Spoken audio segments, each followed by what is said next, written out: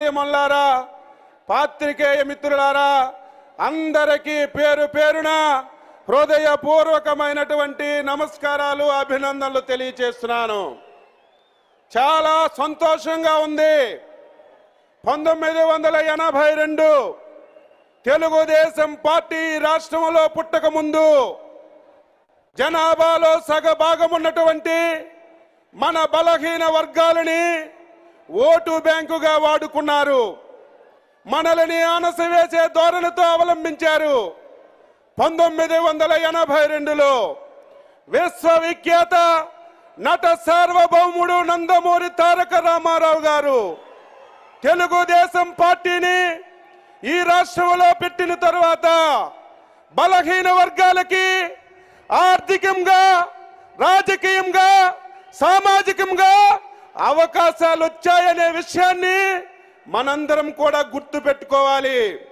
NT Ramarao గారు cinema రంగాన్ని విడిచిపెట్టి ఆంధ్రప్రదేశ్ రాష్ట్రంలో తెలుగుదేశం పార్టీ పెట్టారంటే బలహీన వర్గాల యొక్క పునాదుల మీద తెలుగుదేశం పార్టీ పుట్టింది।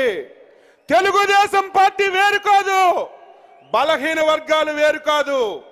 మనం 36 సంవత్సరాలుగా సుదీర్ఘమైనటువంటి తెలుగుదేశం పార్టీ ప్రయాణంలో ఎన్నో కష్టాలు పడ్డాం।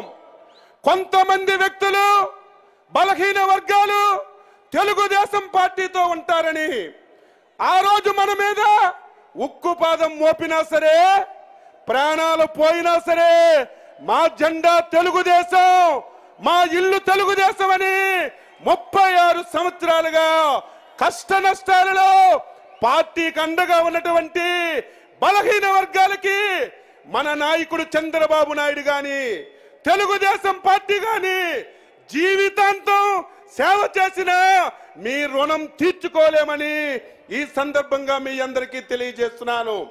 బలహీన వర్గాలలో పుట్టడం ఒక అదృష్టం। చాలా మంది అంటారు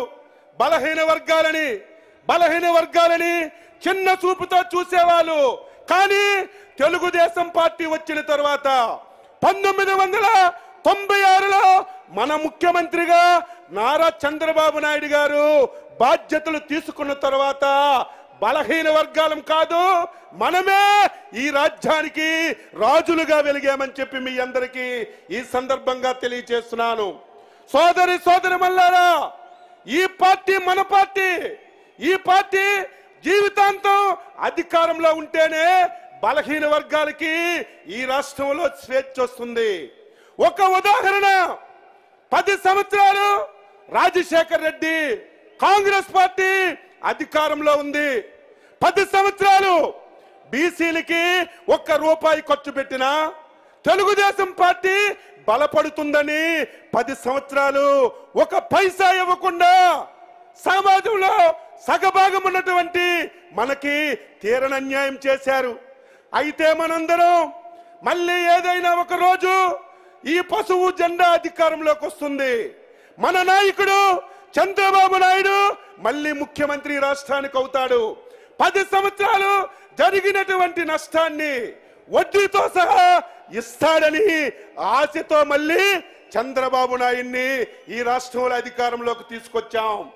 నేను గర్వపడుతున్నాను, 4.5 సంవత్సరాల్లో బలహీన వర్గాలకి ఒక స్వర్ణయుగం। స్వాతంత్రం వచ్చి 70 సంవత్సరాలైంది। 65 సంవత్సరాలు ఎంత అభివృద్ధి జరిగిందో 5 సంవత్సరాల్లోనే 65 సంవత్సరాలు అభివృద్ధి, సంక్షేమం మనకు అందించినటువంటి దేవుడు చంద్రబాబు నాయుడు గారని ఈ సందర్భంగా తెలియజేస్తున్నాను। ఈరోజు మనం జీవితంలో మరిచిపోలేనటువంటి రోజు ఈ రోజు మన ముఖ్యమంత్రి గారు స్వాతంత్రం వచ్చిన తర్వాత సమాజంలో, జనంలో సగం ఉన్నటువంటి బీసీలకి ఈరోజు వరాల జల్లు ప్రకటిస్తున్నారు। ఈ వరాల జల్లు రాష్ట్రంలో ఉన్నటువంటి ప్రతి ఒక్కరి యొక్క హృదయాలని తాకే వరాల జల్లు ముఖ్యమంత్రి గారు ప్రకటిస్తారు। సమయం లేదు, నేను ఒకటే మీ అందరికీ కోరుతున్నాను, ఎక్కడ ఉన్నటువంటి బలహీన వర్గాల సోదరిమల్లారా, రాష్ట్రంలో ఉన్నటువంటి 2,50,00,000 మంది బలహీన వర్గ ప్రజలారా 2 మాసాలు కాలికి గజ్జి కట్టుకొని తెలుగుదేశం పార్టీ చంద్రబాబు నాయుడు విజయానికి మీ అందరూ కూడా కృషి చేయాలని నేను కోరుతున్నాను. 2019లో మళ్ళీ మన ముఖ్యమంత్రిగా చంద్రబాబు నాయుడు అధికారంలోకి వస్తే మన బలహీన వర్గాలు ఈ రాష్ట్రానికి రాజరికం చేస్తామని ఈ సందర్భంగా తెలియజేస్తున్నాను. ఈ మధ్య కాలంలో తెలంగాణ నుంచి ఒక మంత్రి వచ్చాడు. ఈ రాష్ట్రంలో బలహీన వర్గాలని చంద్రబాబు నాయుడు చూడడం లేదని.